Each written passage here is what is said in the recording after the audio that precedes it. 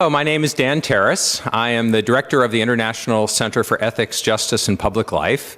And on behalf of President Fred Lawrence, I am very happy to welcome you to the inaugural lecture of the Richman Distinguished Fellowship in Public Life for Brandeis University. The Richman Distinguished Fellow in Public Life honors a person who is, and get all of this, active in American public life, has a record of accomplishments and contributions that have had a significant impact on improving American society, strengthening democratic institutions, advancing social justice, or increasing opportunities for all citizens to realize and share the promise of the United States. A very high bar, but I think you will agree by the end of today's lecture that it is a bar that our honoree today has not only met but exceeded over her career and in the message that she has been spreading about values and equity all over the United States, and in thinking of ways to make those values practical and real in the public life of the United States of America. The Richman Distinguished Fellow in Public Life was proposed by Brandeis alumna Dr. Carol Richman Savitz, class of 1969, in honor of her parents, Fred and Rita Richman. And the fellowship was created through the generosity of the Richman Savitz family. And we're very grateful to all of them, both for the Richman professorships in the past and for this incredible opportunity to have a distinguished practitioner in public life be on our campus, not just for a single lecture, but over a course of several days, where students, faculty, and members of our extended community have the opportunity to hear her, interact with her, participate with her, strategize with her, do all the things that we do here at Brandeis to think about and act on making the world a better and more just place. So over the last 2 days, our honoree, Angela Glover Blackwell, has met with undergraduate and graduate students. She's participated in a panel in this room on regional equity in the Boston area. She's had a career lunch with undergraduate students and visited classes. And so our campus over the last couple of days has really been permeated with her spirit. And I'd like to think when she returns to Oakland, California, she'll be permeated with a little bit of the Brandeis spirit in return. It's really been a transforming time for our campus.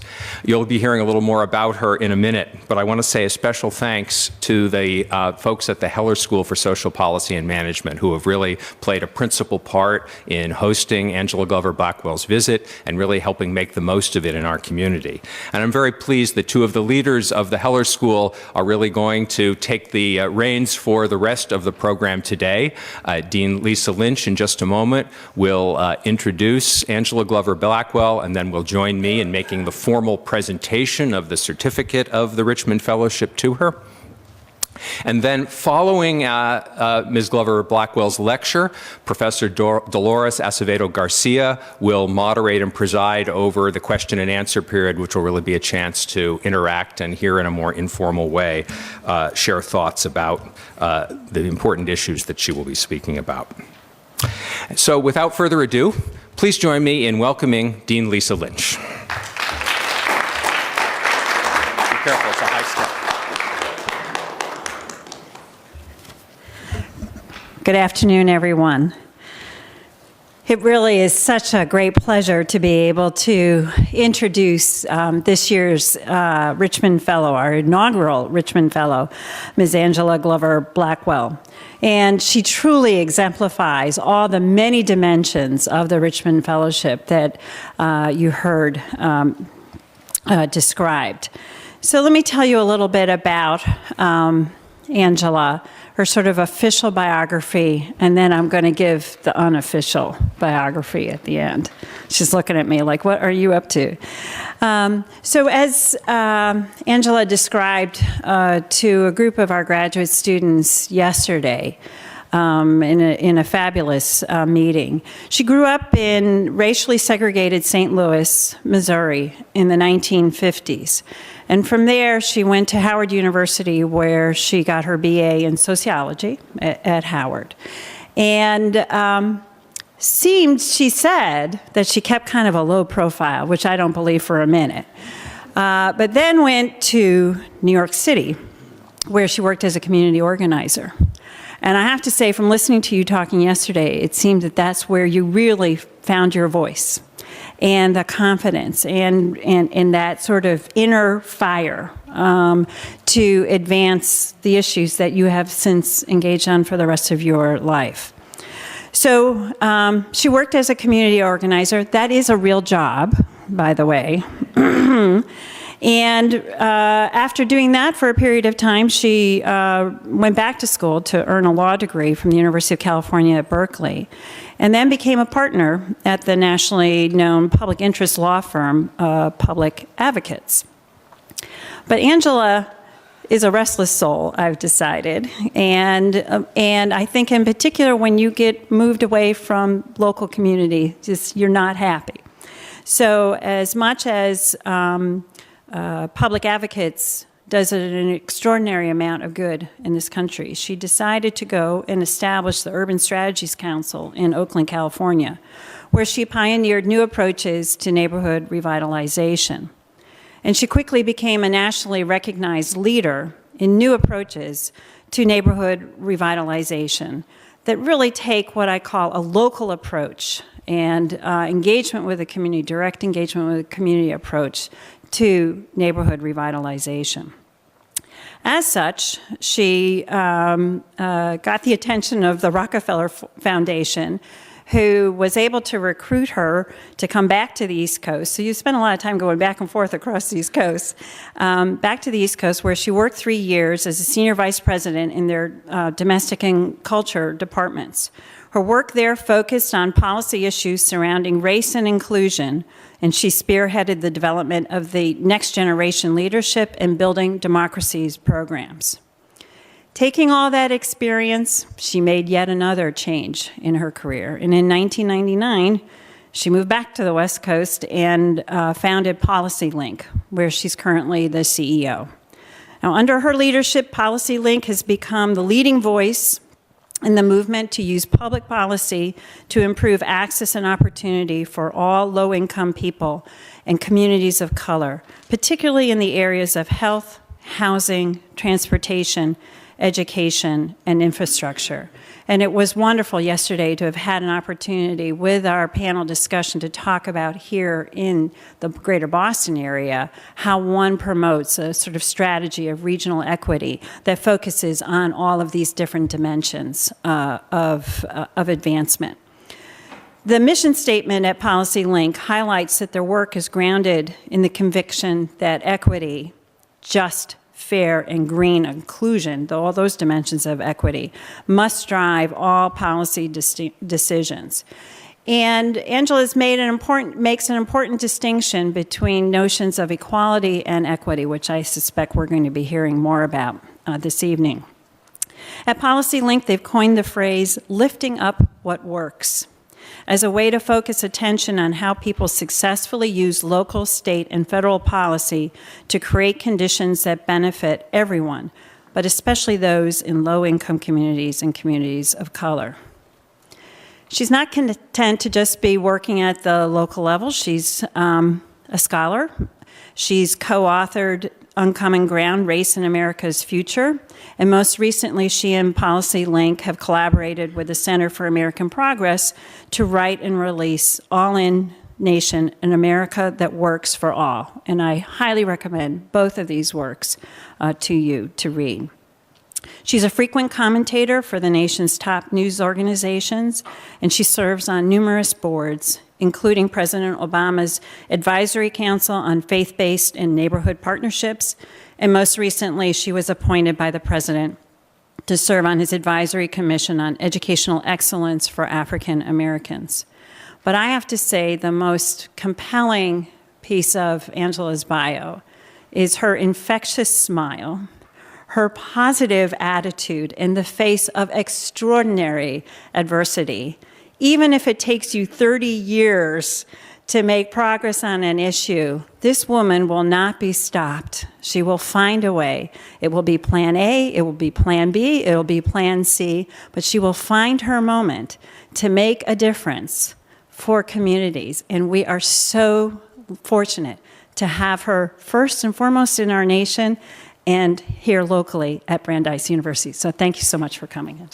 So now I'd like to invite Angela and Dan up to do the formal presentation of the award, and then we can have a really rousing applause for that.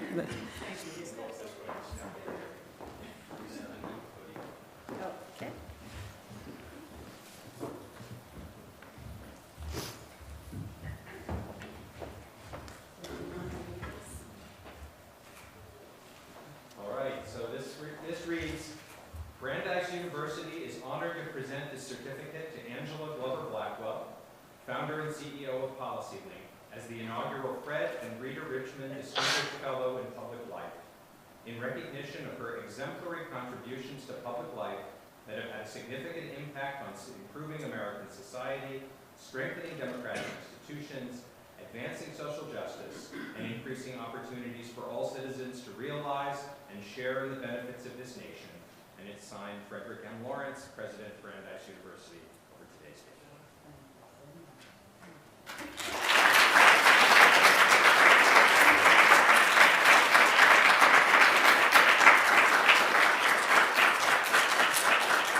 You do better than that.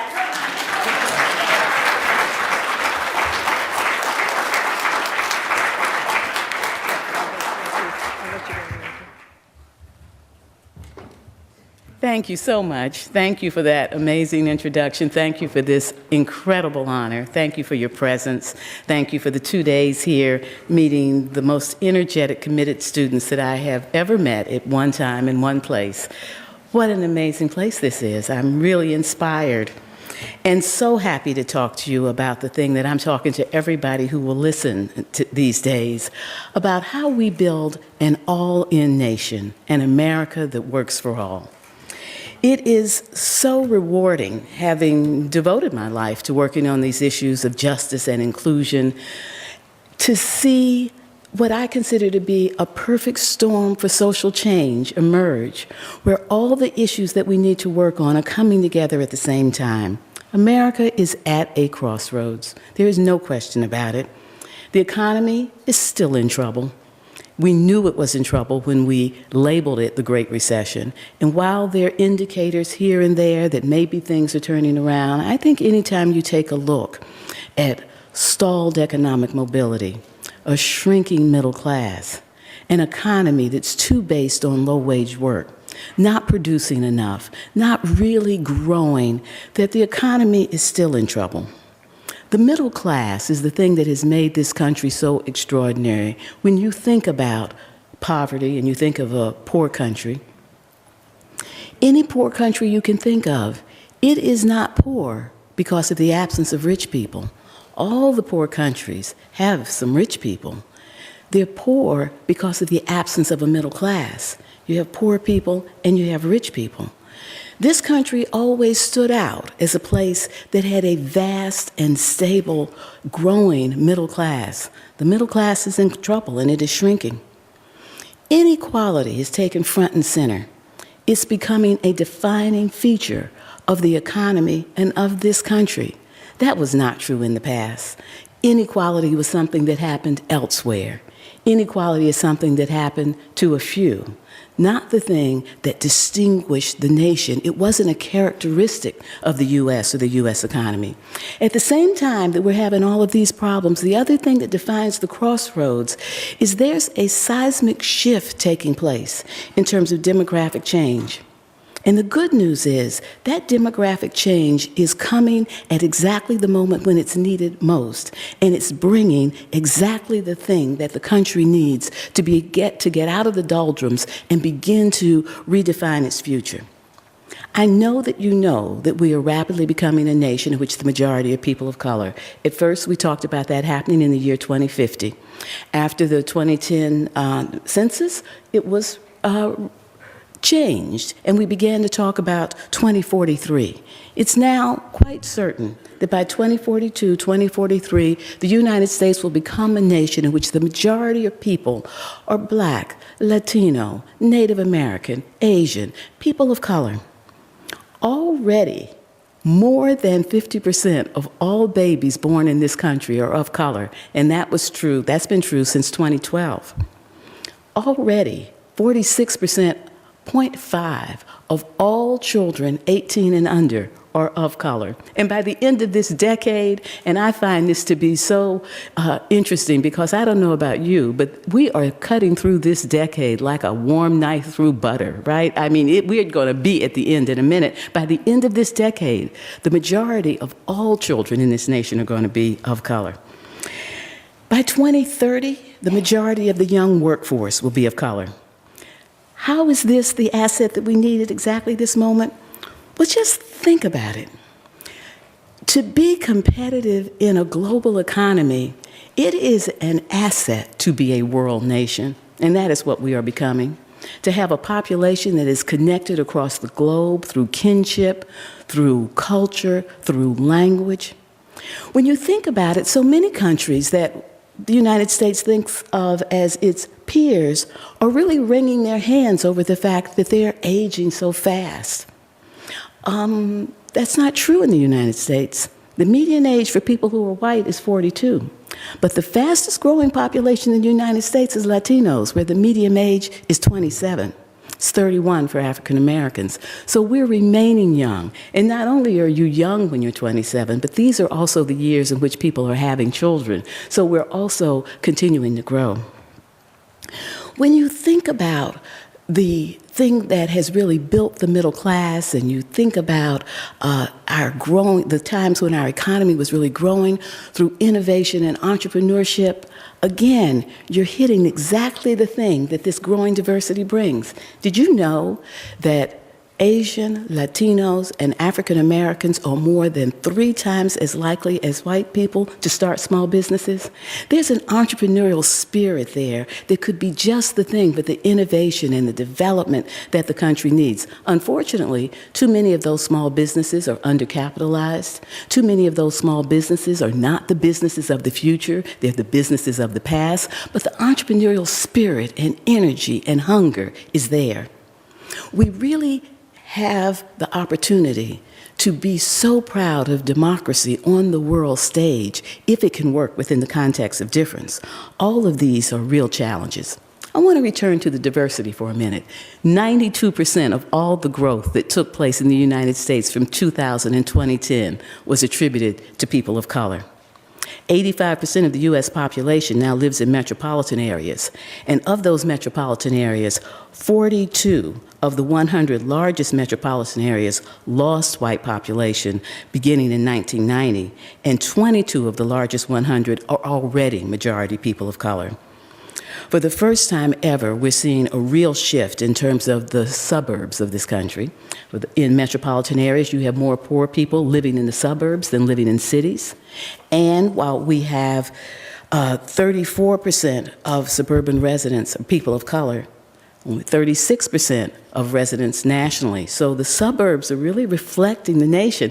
People often don't realize this. I was giving a similar presentation in Minneapolis, St. Paul area, and people actually are quite surprised that the suburban areas are becoming of color as fast as the nation. It's happening everywhere. 92% of all growth across the country took place because of communities of color.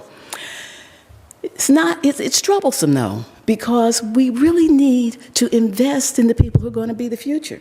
I always say that America can see its future. It's a 5-year-old Latina. It's a 7-year-old black boy. It's a 12-year-old Asian youth. But we have to invest in them to realize the full potential. And the demographics say something about that too. While 46%, 46.5% of all children are of color, 80% of those over 65 are white. And that older population that is white isn't identifying with the younger population that is of color. And we need to have an identification because people have to see the future for their grandchildren, for their children, tied up in people who are still feeling like the other in many ways. It's a challenge we have to not run away from. We have to embrace the challenge. We have to think about how to educate ourselves, how to talk about the tough issues, how to recognize that one of the hardest problems for this country has been the existence, the legacy, the impact impact of racism and what does that mean and how is it continuing to be a threat, we have to lift this conversation up and find a way to enter it and talk about it and stay on it. The future of the nation depends on it. We really have to stop thinking of trade-offs. I always get nervous when I hear even some of my friends and advocates begin to pit early childhood education against Social Security. We're not a poor country, and we need to stop acting like it. We have the ability to do it all, and we need to stop making ourselves think that we don't. And understand that when we touch one part of the entire policy framework that supports us as a nation to stay out of poverty and move forward, that we hurt a different part.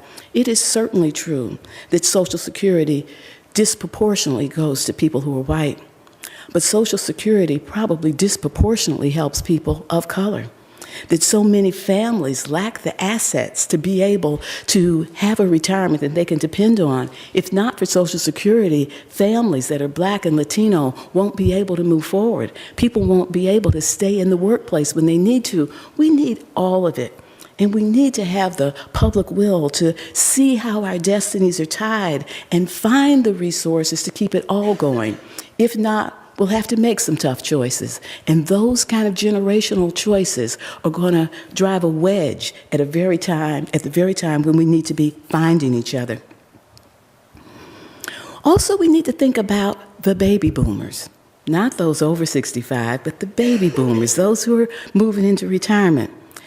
60 million baby boomers will retire over the next 2 decades. That's a lot of jobs to need to be filled, a lot of jobs requiring a lot of skill. By 2020, 47% of all jobs will require at least some higher education, an associate's degree. Only 28% of African Americans and 28% of Latinos have it. Only 14% of foreign-born immigrants. We need to make sure that we prepare.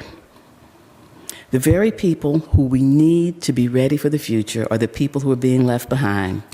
White families have more than 20 times the wealth of Black. During the recession, African American families lost 50% of their wealth. Latino families lost 67% of theirs. The poverty rate in the Black community is almost 3 times that in the white community.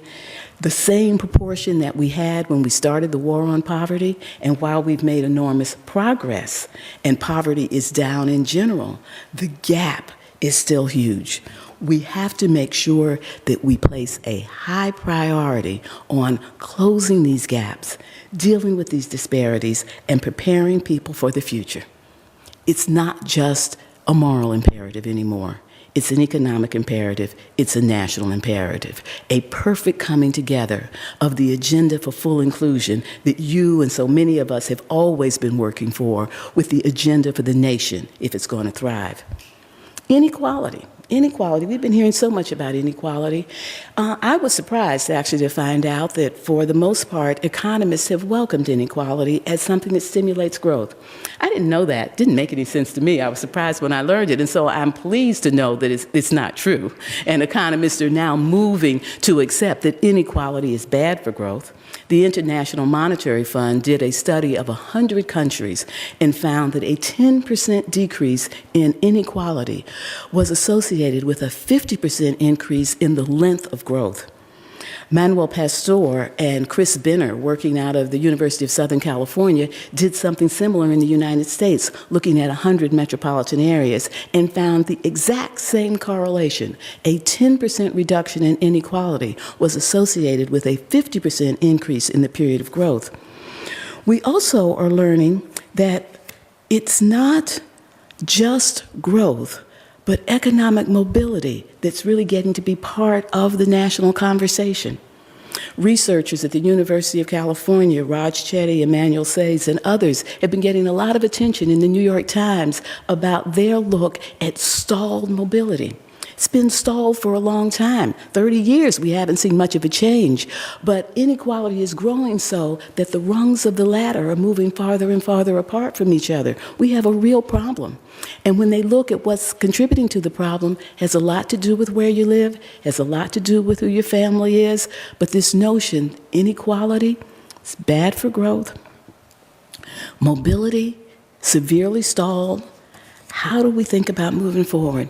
Particularly hard in communities of color.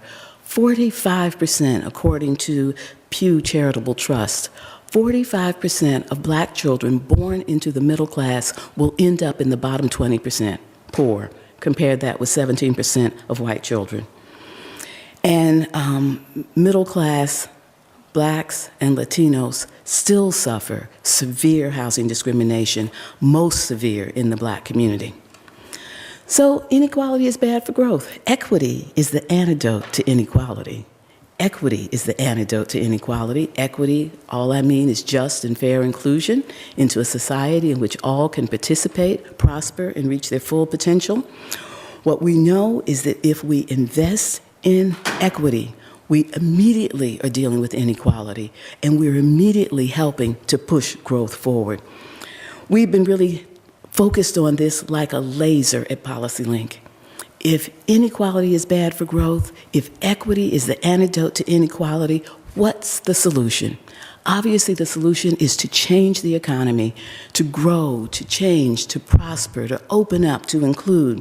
We think we have to really focus on three things. We need to grow good jobs, we need to build capabilities, and we need to erase barriers and expand opportunities. Growing good jobs. We're having a wonderful conversation about it. Increasing the minimum wage is an important way to grow good jobs. And lots of studies have been done to really show that when you increase the minimum wage, you don't hurt the economy, you don't hurt businesses, you can actually make a difference. At the airport in San Francisco, when they decided to pay minimum wage, increase the minimum wage jobs for the screeners, they found that the turnover in workers fell from 95% to 19% because people now had jobs they could depend on, steady jobs. It's a way to really make a difference. We need to grow good jobs. We need to make sure that people who go to work have the supports that they need to be able to have sick leave, to be able to take care of children. We need to improve the quality of jobs.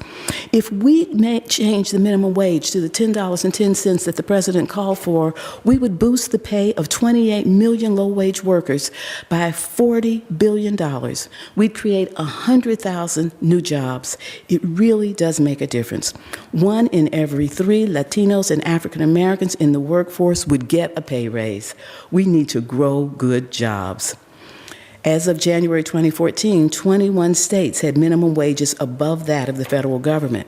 The American people are ready to increase the minimum wage. They're ready to start talking about living wage jobs. They're ready to make sure people have sick leave. They're ready to raise the floor. They're ready to look at people who are tip workers and make sure that they can actually support their families. These are the steps we have to take.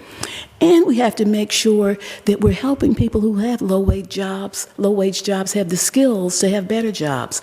We need to build the capabilities of the American people for the workforce that's coming. We need to strengthen community colleges. Community colleges are not really an option anymore. We shouldn't be talking continuously about K-12. We need pre-K-14 in terms of an educational system that starts children off ready to learn and has young people leaving the public education system ready to work or ready to pursue higher education. Community colleges can be a very important factor in doing this. In California, our energy company, Northern California, is called PG&E, Pacific Gas and Electricity, and they had thousands of workers who they could see were going to be ready for retirement. And they began to think about how to get in front of this and not just caught with everybody retiring.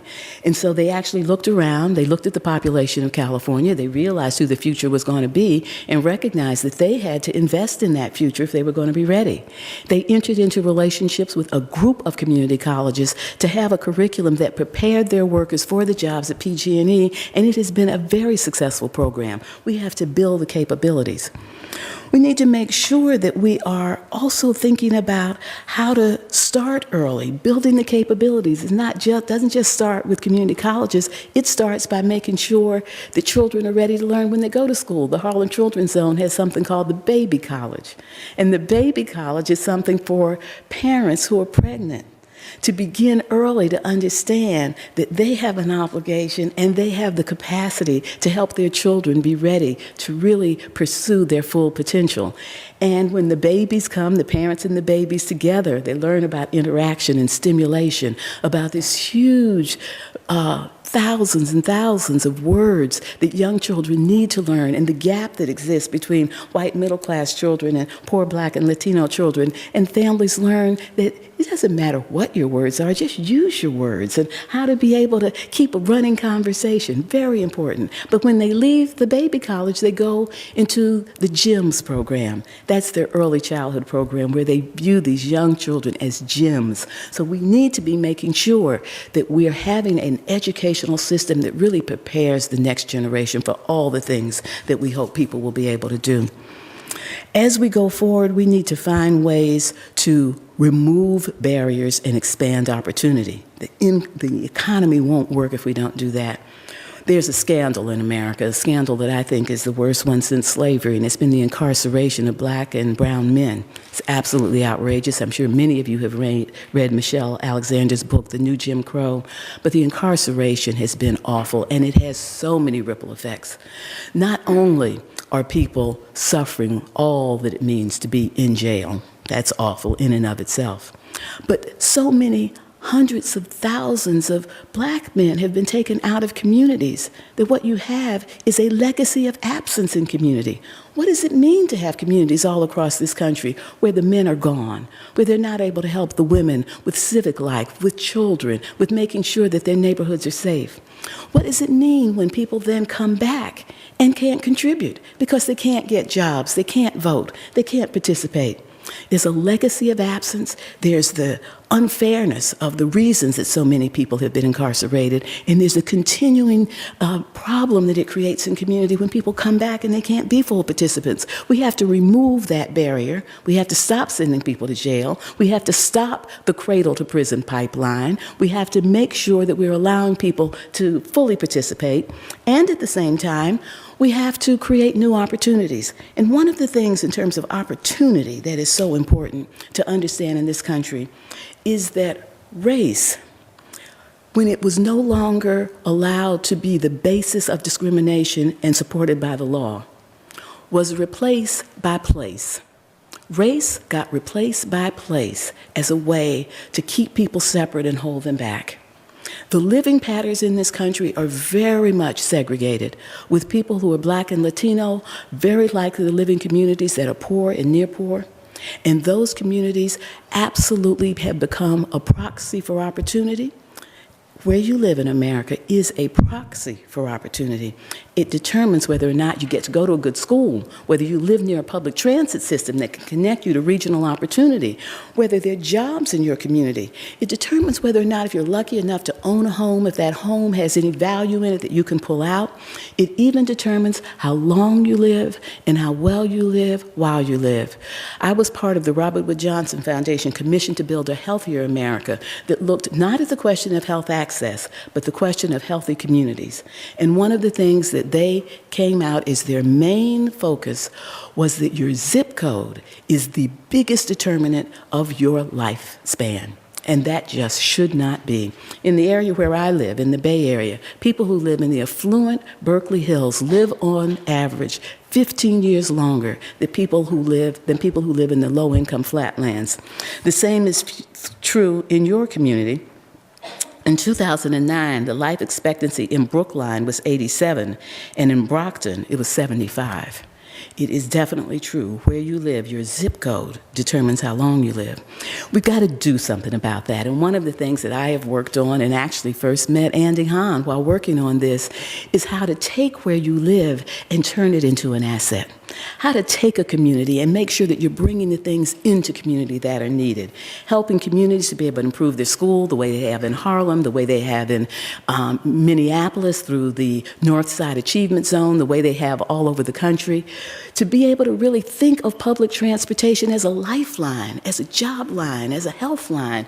Think of public transit, think of what people need, and have transit systems that are planned around connecting people to health services, to jobs, to other activities in their region. Really begin to think hard about the public investments we make in communities, whether we're investing in housing, whether we're investing in economic development, to ask, how do we use this to improve the quality of life in places and connect people to opportunity all across the nation?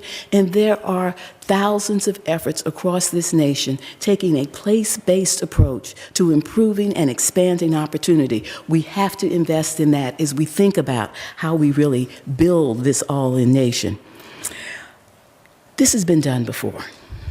In California, after World War II, California looked around at itself, and it had a population, 25% of the people live below the poverty level.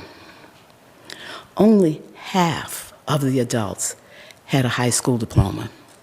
There was a lot of sickness and poor health in this population. That population was white. That's who California was after World War II. California realized if it wanted to be a great state, it had to invest in those people, despite their lack of education, despite their lack of job opportunities, despite all the health problems that they faced. And they rolled up their sleeves and they made investments that have been unprecedented in terms of building one of the finest educational systems in the world. Being in 1960, California had a 25% advantage in terms of income and education over the entire rest of the nation. In 1962, Newsweek proclaimed California on its cover the #1 state, booming, beautiful California. That's an equity story. That's an equity story where you look at the population that you have and you say, what do we need people to be and do in order for us as a state to be able to do well? And not just then investing equally in everyone, but saying, what do people need in order to get there? What kind of educational system? What kind of health system? Just making sure that what people needed to achieve was what they were able to get. They produced equity, and look what they did. It's not the only time when we've been equity focused. Recently, there's a book out by historian Gavin Wright called Sharing the Prize. What that book is about is how the civil rights movement was a win-win for the South.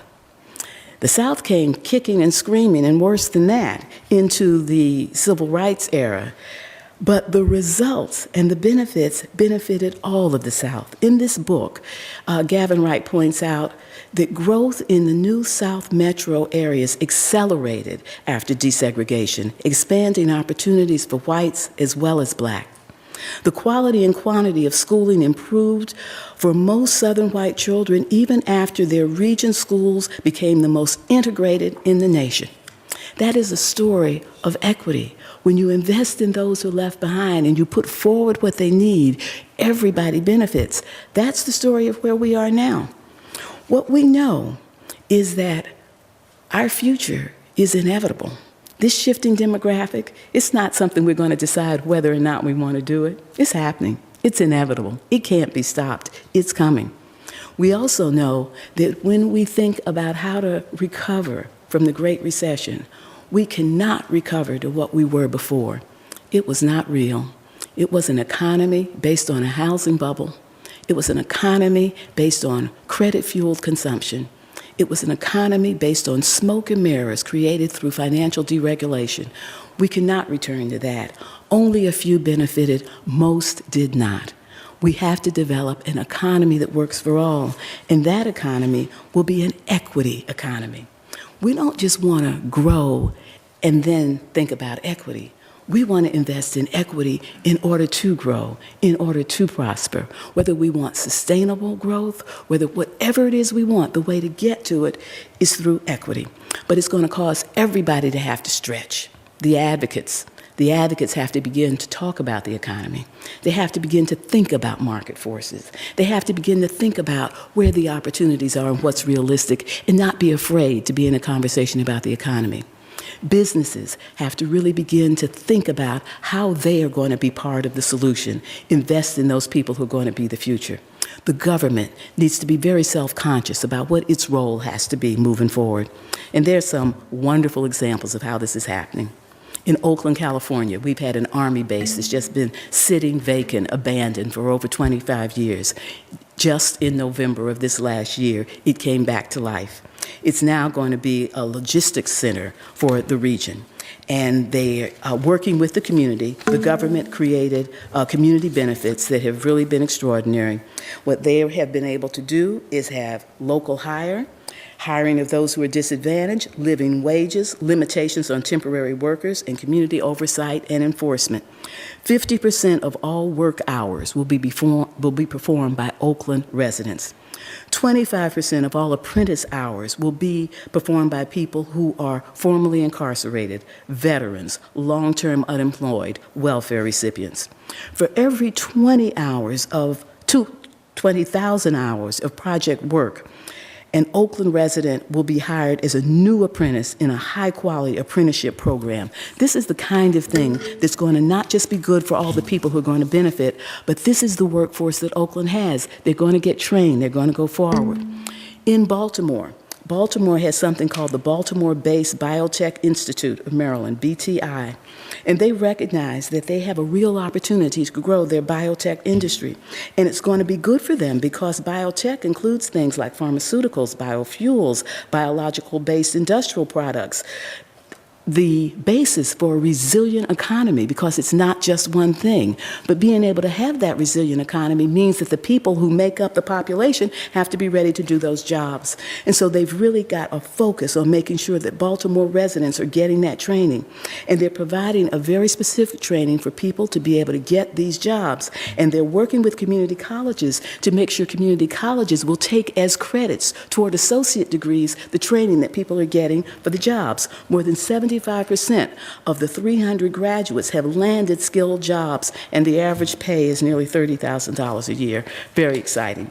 And in Dayton, Ohio was losing population and suffering like so many industrial cities. They wanted to grow. They wanted to remain vibrant. And they looked around and they said, how are we going to grow? And they looked and they said, well, interestingly enough, we're attracting immigrants. And we're not making it very easy for them. We need to make sure that these immigrants really feel that they're welcome and they get support. And they launched a program called Welcome Dayton. And what they did was they started making it simpler for people who were immigrants to get jobs. They found interpreters for all the public offices. They added foreign language books to the library. They arranged for English classes for teachers. They arranged for English classes for recent immigrants and foreign language classes for their teachers. Local groups began to help immigrants open small business and help families of refugees to get settled in communities. The city formed a partnership with Wright State University to find ways for immigrants who were doctors and engineers to cut through the bureaucracy and get certificates so they could begin to work in the United States. The police chief agreed to no longer do immigration checks for immigration status, for crime witnesses, for victims, for people stopped for minor traffic offenses. This is the kind of stuff that says, welcome, how can we help you? And what are they finding in return? That the population is growing again. They're finding that communities that had been abandoned are being occupied and fixed up. They're finding that small businesses are coming up to support those immigrant communities. They're finding that equity is the superior growth model. And that is the truth all across this nation. If we get equity right, we get everything right. In the book that was highlighted, All in Nation, that PolicyLink did with the Center for American Progress, you may download it for free at allinnation.org. And it is a wonderful book that looks at the nation's changing demographics and looks at the federal policy agenda that actually helps us build an economy that works for all, really build an all-in nation. One of the things that's in the book as a result of a study that was done with the Urban Institute is this fact, that if in 2011 we had closed the racial income gap, we would have had $1.2 trillion more in the GDP.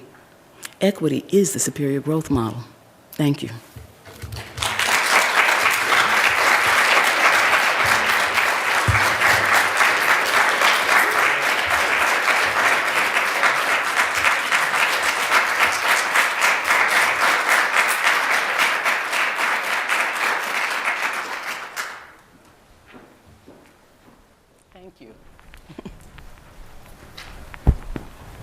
Thank you, Angela. That was wonderful, wonderful. Thank you, Doris. I've known Angela for many years now. I first met her when I attended one of the first equity summits that you guys hosted, and it was fantastic. It was inspirational to see the way you have been able to bridge research and advocacy and policy, and I've always been inspired by your work, so it's an honor to have you here. I'm sure that the whole Brandeis community, and especially the Hillary community, is going to continue to talk about your remarks and the fact that you were here and the way you inspire all of us. Thank So you. thank It's you. been my joy, my joy. I have a very easy job today. I have to do two things. One, to moderate, which of course should be obvious to anyone. She doesn't know anyone to moderate anything. She'll just take questions and have fantastic answers. But I get also the honor to ask the first question, which is a real treat for me. So I thought about a few questions, but since I only get to ask one, and since you're a visionary, and that's one of the things I really admire about you, one of the things I admire about your work and PolicyLink's work is how you have been at the forefront of issues well before they became well accepted or mainstream issues. And there are so many examples of that, and some people in the audience may be familiar with them. One of them is the fantastic work that you've done bridging early childhood education and place-based development, the work that you've done with Jeffrey Canada that became a federal initiative in promised neighborhoods. The work that you've done around obesity and preventing obesity, the focus on access to healthy food, and inequitable access to healthy food, which is the message that you started working on well before foundations and everyone was on board with fighting the obesity epidemic. So I wanted to ask you today, using your visionary lens, what are some of the issues that you are beginning to see are going to be at the forefront 10, 15 years from now? What are the things that we need to be thinking about? Wow, that's a tough question. I thought you were going to ask me an easy one about how do I manage to anticipate what's coming. And well, maybe you can build on that. No, if you had asked me that question, I would have said, I never anticipated quite far enough. I can anticipate it, but not 10 or 15 years. I can get a sense of where we're going in 5 years. And part of the reason is because I'm always looking forward. I'm always looking forward. I use what's happened to understand where we're going and what's coming. And I usually anticipate that the things that I think are important for my personal life are important for everybody. So that this kind of connection between if I'm thinking about early childhood education, or if I'm thinking about public transportation, or if I'm thinking about healthy eating, that everybody is probably moving in that direction. And some people are able to live consistent with what it is they would like to have happen, and others are not. I always say there's not a lot of difference between the values that people hold. The difference is that some people have the wherewithal to live consistent with their values, and some people do not in terms of being able to care for their children, et cetera. So because of that view about life, I'm just always assuming that whatever I'm feeling, others are feeling. But you have asked me a really tough question. What do I see in the future? I really do see two possibilities, and I'd rather look at the positive one, which is the one that I'm talking about. I see us able to deal with the issues of race and difference in a way that we haven't in the past. I really do. Dolores and I were talking recently about the fact that so many foundations are now investing in these issues and talking about these issues, and they were not doing this before. Whenever you raised these issues, they just wanted to sweep them under the rug. Didn't even fund groups that led with race. That is really changing. When we first started talking about equity in 1999, everybody pushed back on us. The foundation said, nobody knows what it means. Don't use that word. It sounds too confrontational. Even our peers said, well, why not just say equal opportunity? That's what people have been saying. Other people said, well, nobody knows what that means. You have to explain it. My first response is, I want to use a term that you have to explain. I mean, don't you want to be in conversation with people about something rather than use a term that they think they know, and you talk and you didn't talk to each other because one person thought you meant one thing and went away? I like to have to explain. I thought equity raised the ante a bit. Now, I can't tell you how many foundations have their equity portfolio. It's growing. So I think that we're going to talk about race, and I think we're going to make some real progress. I don't know if we'll ever get rid of the problems associated with race in America, but I don't think we've had a leap forward in a long time. And I think we're about to have a leap forward on issues of race. That's going to open up a lot of things if I'm right about that. The fact that the President of the United States said we have to focus on boys and men of color. And I do believe that when President Obama said boys and men of color, that was one of the few times that I'd heard him call out people of color for special attention. It says a lot about the time that he feels we're in and to whom he needs to be responsible. I think that's huge. And if we really do something about incarceration, which I think we will do, California can't afford it anymore. They're letting people out. It'll be true across the country. We can't just let people out. We have to create jobs. And I do think the peril of the economy in this country is serious, more serious than reading the newspaper or watching the news would lead you to believe. And if people begin to get serious about how to open up the economy and build a more inclusive economy, it could say a lot about the nation for 50 years to come. So all of these things, I choose to think that we're on the cusp of seeing them happen.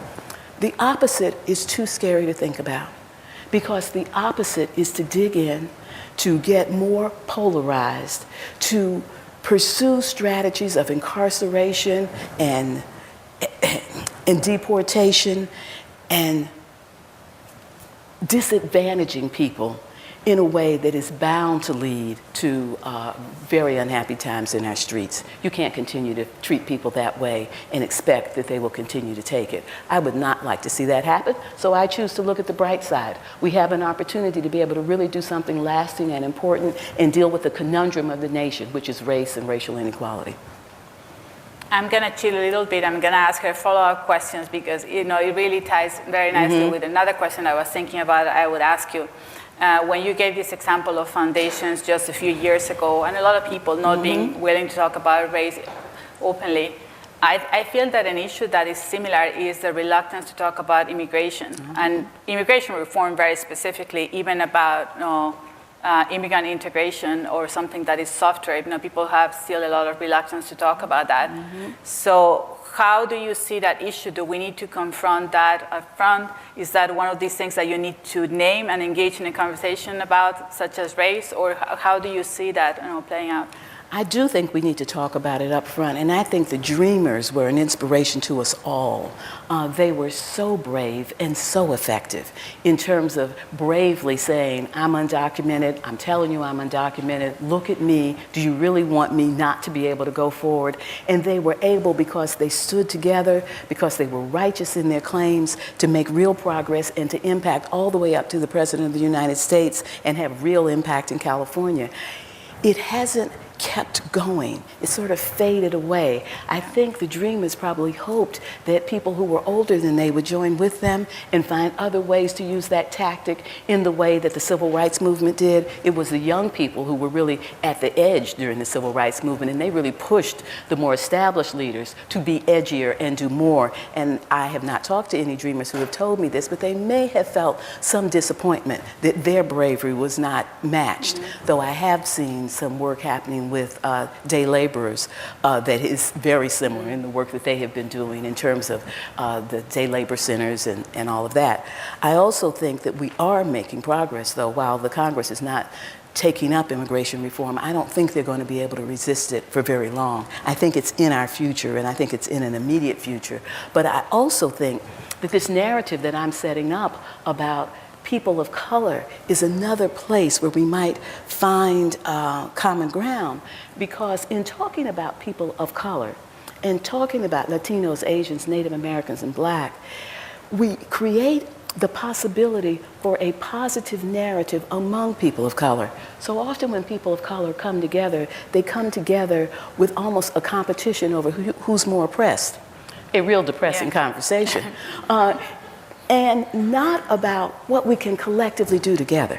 And so this notion of equity being the superior growth model, looking at the shifting demographic, making the point that this isn't just about the moral imperative, though we will never back away from this, but this is a national agenda, has two possibilities. One, to create more solidarity among people of color as they begin to see themselves as together, and to create more solidarity across people who want to see an inclusive society no matter what their race, because what we're all in this for is to make a stronger country. So I think immigration is doing better, it's got a long way to go, and it may require a little more edginess from the entire population, or at least a broader cross-section of it, before we really see the urgency that it deserves. Okay, thank you. So now I'm going to open it up for anyone who wants to ask a question. If you can please come up to the mic here and tell us your name and your affiliation, please. Hi, Kelly Chun. I do multicultural and cause-related public relations and marketing. Thank you for your remarks. I apologize for being late. I was interested in what you were saying about race and space, particularly as it relates to urban development versus urban displacement. The cities are being rediscovered. There's a reclamation of urban space populated by people of color going on, and I'm wondering what role equity can play with regard to that particular challenge. So I'm hoping you'll comment on that. Thanks for the question. Back in, about the year 2000, 2001, PolicyLink started on our website Beyond Gentrification, the Equitable Development Toolkit. And we started that because gentrification was just sweeping across the land, and we felt that we needed to call attention to it and give advocates working in community strategies to go forward. And we joined with lots of communities on inclusionary zoning campaigns, and we really encouraged communities to get more affordable housing and to get those agreements. We also felt that it was important for people who were doing community development work to assume success when you begin. The mistake that we made is we started doing work in abandoned communities, communities that had all kinds of issues, and we didn't assume we were going to be successful, because if you had assumed success, you would have anticipated gentrification and displacement. When a place has not been revitalized is the time to secure affordability. Community land trusts, community trusts, housing trust funds, inclusionary zoning, encouraging families to buy homes. Harlem, for all the gentrification that's taking place there, remains a place where a lot of poor people have homes, because during the time when all of that housing was abandoned, you could buy those apartments for $1. One of the things the Harlem Children's Zone did is it organized the residents to buy those homes, and so there are many people with very low income in Harlem who are quite secure there, even as for middle-class black people, it's hard to be there. Truly low-income people have access to some secure housing. Assume success. The other thing is to really make cause with people who do smart growth and those kind of issues, because, and with elderly groups. My parents moved near me in their 90s, and they were so happy, and I was so happy that they moved to Oakland, California, rather than to a retirement home, because my mom used to walk to the library that was just a few blocks away. She would walk to the grocery store. The bus was right there on the corner. It was really terrific for them. So we have common cause with AARP as people who are aging are thinking about moving to urban areas, and people who are thinking about smart growth are encouraging more dense living. We need to help them understand the equity challenge, get them to be advocates for, as people are moving to cities, how important it is to secure affordability for the families and the people who have been there before. Hi. I think you're almost starting to get on the edge of my question. How can growth due to equity be a growth that meets human needs in a sustainable way rather than a growth of ecologically destructive consumerism? This is a question for me. The particular group I belong to is the human beings. Mm-hmm. I appreciate that question, and I get it a lot, and I would welcome people helping me to find the right answer for it. There are many people, particularly people who are concerned about the environment, who are uncomfortable when we talk about growth, because there's not a model of sustainable growth. I think we're starting to emerge, and I think when we talk about equitable growth and sustainable growth, that's different from the growth that we have seen, and that we have to start articulating what those characteristics are. It's different, its pace will be different, how big it will get to be, how things are distributed within, what kind of sensibility and sensitivity do we bring to issues. I also think that if for people who are concerned about climate change and the environment, that it is people of color who are low income who actually suffer the most and suffer first. And so another place to be able to make common cause around the equity agenda and the environmental agenda. So if you're going to tell me some things that I should emphasize, I would welcome it. I think we do need to talk about growth because we know that we need to grow the economy to have the jobs that we need. We also know that we can't grow in the way that we did. And we know that if we lead with equity, we're more likely to have sustainable growth as well. But I welcome comments from you too. I'm not going to lecture, but I want to say thank you for several times hitting on public transportation, which is a key that unlocks almost every direction. Mm-hmm. Thank you. Hi,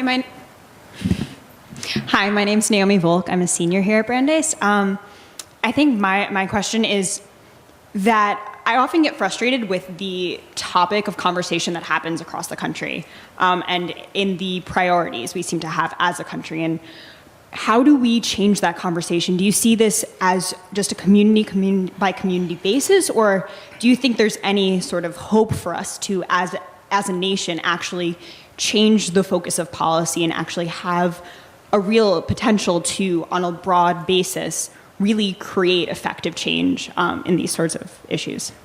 What do you think the conversation needs to include to move in that direction? Well, I think that a lot of times we don't tend to prioritize, even financially, things like education, things like public transportation, things like that. And we tend to focus more on things that tend to create big business, things like that. And I think that thinking about on a broader scale, there tends to be a larger pushback when you want to bring up these topics of conversation mm-hmm. and make them the focus of public discourse rather than the other conversations. Mm-hmm. I am very pleased with the people I've met who've been part of the investigative journalism work that happens here. There's a huge role for our journalists to help us as a nation to know what we ought to be talking about. We talk about the wrong things, and even when we talk about important things, we parallel into the discussion. Nobody ever knows what's happened or where we're going. Ukraine is an example of that. I mean, you really have to work to find out what's going on in Ukraine. I mean, you can't parallel into a discussion like that and think you know anything. We don't explain it. The same is true with incarceration. You might see a story about incarceration, but you don't find out anything. You don't know that black people haven't always been disproportionately incarcerated. You don't know that they used to be incarcerated at pretty much the same as their proportion in the population. You wouldn't know unless you paid close attention that over 80% of black people, men who are in jail, are there for nonviolent offenses. We don't ever get that conversation. The financial crisis that we went through, we found out more about the financial crisis than we ever knew about the financial institutions, but we don't know that whole story in a popular way across the country. It's not just part of on everybody's tongue what happened. I actually find that when I really want to know something, I try to go to a foreign television station because they tell you a lot more about what's happening in the United States of America than I can find out watching CNN. So I think there's a huge role for journalists to help us be better educated and try to extend conversations a little bit. It's shocking to me when sometimes a really important story comes on and the newscaster will say 2 sentences about it and move on. And I'm left, well, what was that? What's going on? The other thing that we can do is we can have more serious conversations. We let people off easy at your Thanksgiving table. I mean, how many of you have sat at a Thanksgiving table and had relatives say things that were absolutely shocking? And you don't want to call it out because you want to be polite. After all, it's a family gathering, but we let people get away with things. I try to carry a burden myself, and it is a burden, that says If I'm in the room, your back is covered, whether you're white or disabled or gay or Latino or a black man or an Asian woman. If I'm in the room, your back is covered. It is a burden. Sometimes I fail. I probably fail more than I succeed, but at least I know that's my standard. And I think we all need to have that standard. That would help us to have better conversations. I'm discouraged when it comes to making policy that really puts people at the center as opposed to corporations. And the things that we've seen happen at the Supreme Court, the things that we're seeing happen in regulation, they're very discouraging things. I don't believe in failure. I think what we're doing is we're spiraling upward. And sometimes that spiral goes way out and doesn't look like it's making any progress at all. But I think we're spiraling upward. I think the financial crisis brought more people into the conversation. I think the conversation about the economy can help to make a difference, but it's up to all of us to change the conversation. Thank you. Hi, my name is Rose and I'm a sophomore here at Brandeis. I just wanted to say thank you so much. This was a very inspiring talk and you brought up a lot of really important issues. And one thing I was thinking about, and I've been thinking about for a while as I've learned about the issue of the generational mismatch, as you were talking about, a large aging white population and a very large population of young people of color. And something I've been thinking about with the whole dilemma of Social Security, and that's something that policymakers have just been pushing off. And we've promised so much money and so much benefits that right now our tax system would not be able to cover. And I've always, and I'm sure you would agree with me, have thought it was just kind of a common sense solution to uplift these poor communities of color and these marginalized communities so that they can be in jobs and be able to foster the tax base that will be able to really sustain the Social Security and all of those programs. I was wondering if you knew of any economic research foundations that were trying to frame their research based specifically on this issue and framing it as using equity as a platform to show that we can solve the Social Security dilemma. I do. The Economic Policy Institute in Washington, D.C. I think you'll find on their website that they have written about this quite a bit. The Joint Center for Political and Economic Studies has also looked at the issue, particularly of Social Security from the standpoint of people who are black. And as you were citing what you said about Social Security in terms of how sustainable it's going to be, I actually think that it's another area where we really need to educate ourselves. I don't think that, again, our news media has done much to help us really understand the state of Social Security and exactly what's going on. I also think that that we need to stop acting like a poor country. I know I said that in my speech, but I just want to say it again. We're the richest country on the state of the planet. We're the richest country on the planet. We have enough money to live decent lives here. We can provide for people. We just have to figure out a way to tap it for the good of all. Thank you. Hi, I'm Ryan LaRochelle from the Political Science Department. And one of the things I wanted to touch on or ask you about was, at least in the political science literature, there's a growing discussion about the fact that in the 40s and 50s and 60s that federal policy actually had embodied some of this notion of equity, things like the GI Bill, the Economic Opportunity Act, Civil Rights Act. But we've seen a tremendous drift away from that since the 70s. We've seen tax deregulation, the crippling of unions, and economic deregulation. So do you see any prospect for federal policy to embody this sense of equity, or do you see this more of a solution that's going to be drawn from states and localities or the sort of laboratories of democracy? I noticed a lot of these examples you gave us were at the state and local level. So do you see any prospect for change at the federal level, or is it going to be more so focused on states and localities? I do see prospect for change, and there's a lot of change that needs to be made. I want to go back to the examples you gave, though. When they started, they may have had a notion of equity, but not for black people. And that's important for us to remember that. We left black people out. We discriminated. In terms of Social Security, some of the jobs that black people were most likely to have were not included in Social Security. In terms of the GI Bill, it was very difficult for people who were black coming out of the service to be able to take advantage of those things in terms of the schools that wouldn't accept them, whether they had money coming with them or not.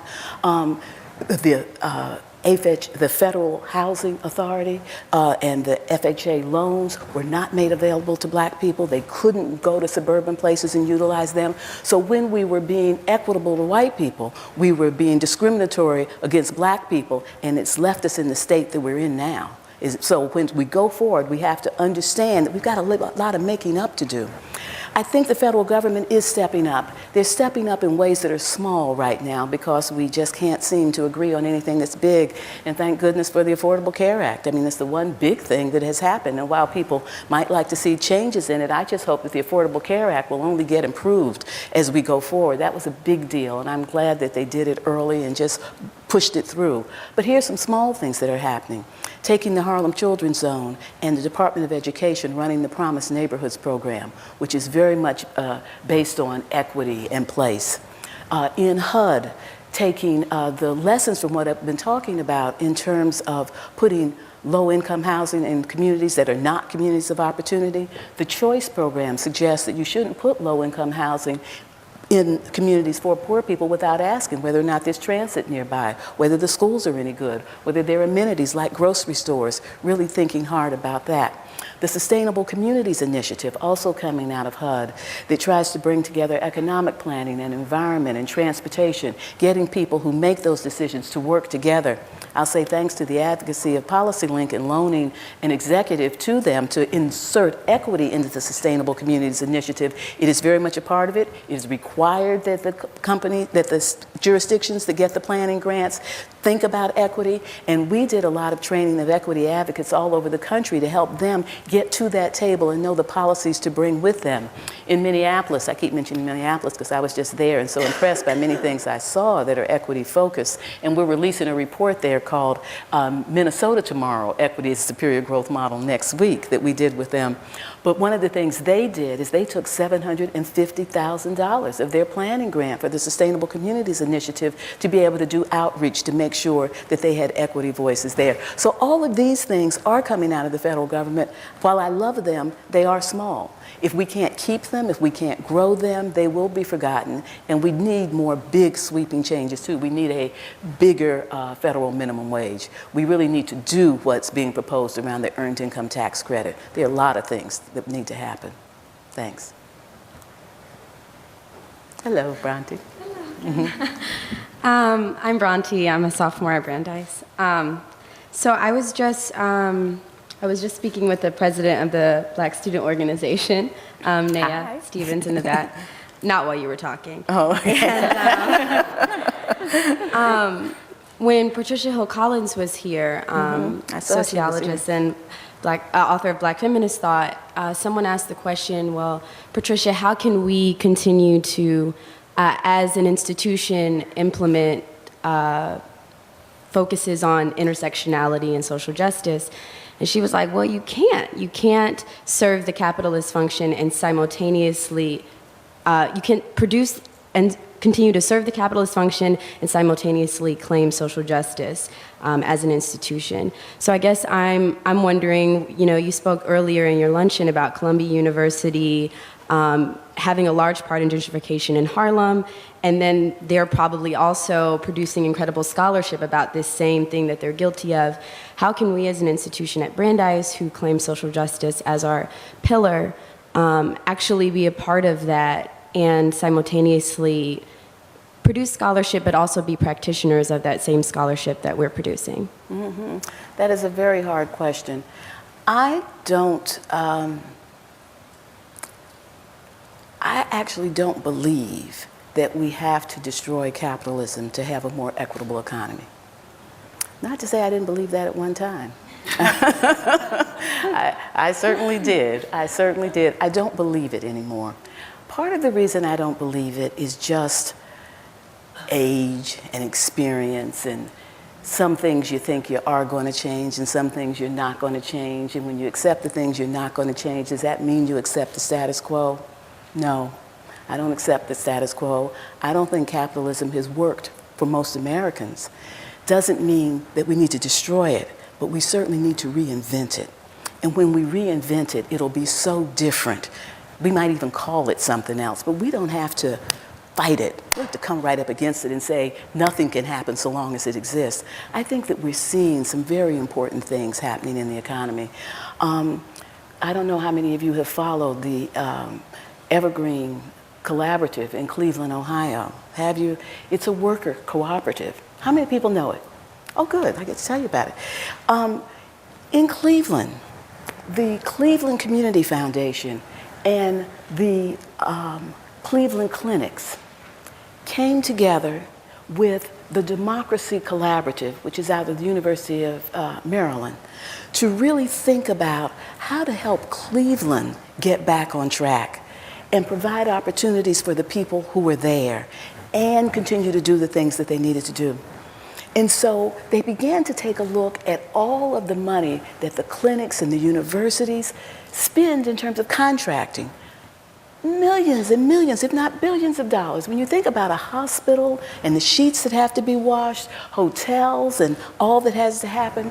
And so they decided to develop a worker cooperative where workers who were formerly incarcerated have started a laundry business. And the laundry business is getting business from the Marriott Hotel and from some of the hospitals. The first thing they had to do was break up the contracts. This is a bigger than usual laundromat, but it's not as big as you would think you'd have to clean all the sheets, to wash all the sheets for a hospital. So it's important for the hospital to break up the contracts so that they could get some of these contracts.